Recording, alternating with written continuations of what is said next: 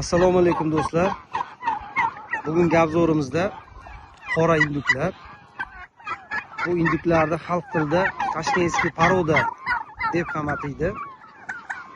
Bu induklar haqida ozgina ma'lumot berib o'tib ketsak, ular yanvar-fevral oyida tuxumga kiradi. 20 tadan 40 tagacha tuxum tug'ib, kurk bo'ladi.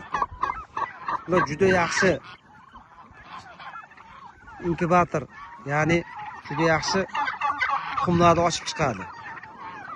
Bular o'zini tuxumini ham, mana bu g'ozlar tuxumini ham, inda o'tgan tuxum, tovuq tuxum hammasini ochib chiqadi.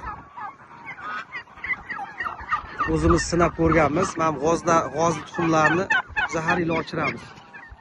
Yaxshi ochadi. Urug'langan bo'lsa 80-90% gacha ochadi. Ham sariq induklarimiz Bourbon deydi xalq tilida, Fransiyaniki deydi. Biz bu yil ko'paytirmoqchimiz buni. 30 ta olib keldik, yangilik. Moddelni qilamiz inshaalloh. Moddelni ko'paytiramiz. Kanalga podpiska bo'lmagan, podpiska bo'lib qo'yishlaringizni so'raymiz. Like bosib qo'yingizlar, sog' salomat bo'lingizlar.